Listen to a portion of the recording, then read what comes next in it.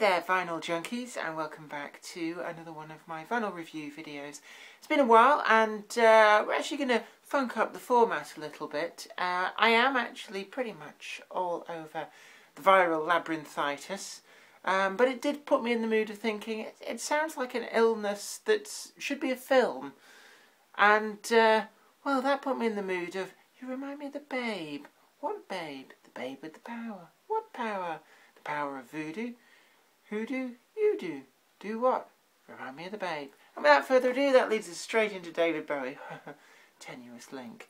But I thought we'd do three here. Because, you know, David Bowie's been around since the 60s.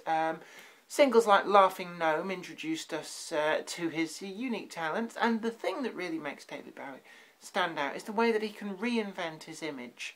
And that kind of leaves him feeling very, very fresh and with it, despite his the fact that he's, well, probably about the same age as my father.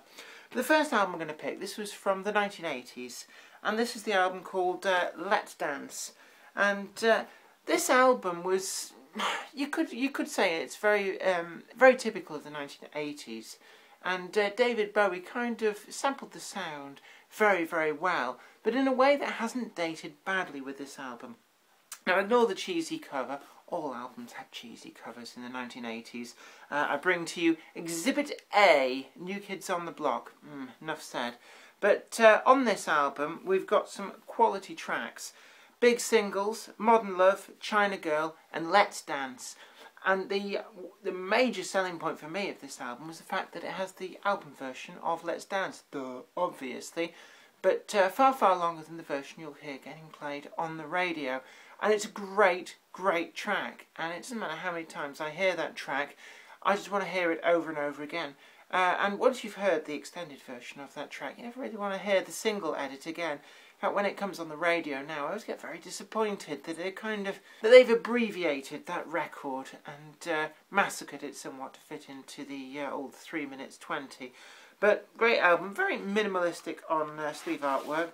We have, of course, got all of the lyrics in here on the inner sleeve, and very 80s design, but the quality of the music lets us forgive that. Now, I'm going back now, and we've got the Ziggy Stardust phase of David Bowie, and I've picked out from that period the rise and fall of Ziggy Stardust and the Spiders from Mars. And the backing group, Spiders from Mars, included such talents as Mick Ronson. They're quite an incredible group, and even if they were on their own, it would still be a really good album. But this is a really great album, even down to the artwork. We've got this sort of stylised, sort of pseudo-coloured in picture here with him on the steps of a place in Soho, I think it was. And it's quite possible, I think, that you can go there, and I seem to remember listening to a documentary that at least one of these signs has sort of been put back up as a memorial to this very album cover. But the Ziggy Stardust period was very much an invention of David Bowie, a stage persona, really to just sort of make him stand apart from everybody else at the time. And it was sort of ushered in the glam rock period.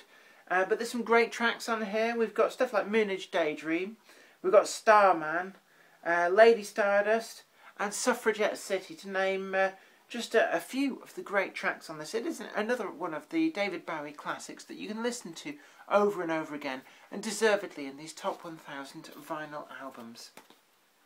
Now, the final one of this trio that I've picked from David Bowie is, of course, Hunky Dory. No top 1000 albums would be finished and complete without holding this LP amongst its numbers. And we've got here an original pressing here with what's actually a very pixelated picture, but again we've got that kind of black and white picture coloured in, and this is when David Bowie was going through his androgynous sort of period. And wow, I mean, he was such a good looker. I mean, I could go for that. He's as old as my dad now, come on. And we've got in the back, it's very much a thing from the sort of late 60s, early 70s period. And we've got handwritten style sleeve artwork. We've got David Bowie looking very young and incredibly thin. That is not fair. I want that waist. Well, I want a waist that's that thin. I mean, look how thin he is. And the obligatory flares, long hair. But on this album, we've got Oh You Pretty Things, Changes, and Life on Mars. I mean, that has got to be one of the seminal David Bowie tracks.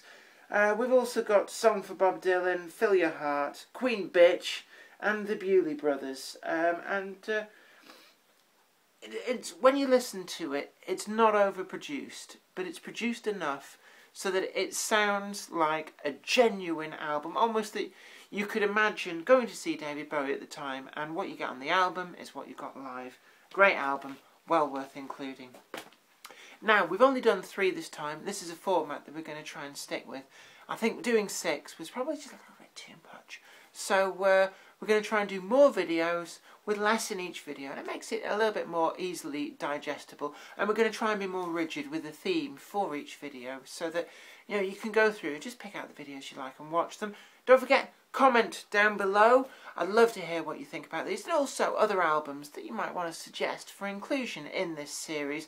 Don't forget to like this video and share it too, and look back through our channel for all the other videos. We've got plenty of vinyl videos. We are trying to do this series all the way through to 1000, but also we've got our model making videos, how-tos, and just general nonsense. Anyway, you take very good care of yourself, and I'll see you later. Bye for now.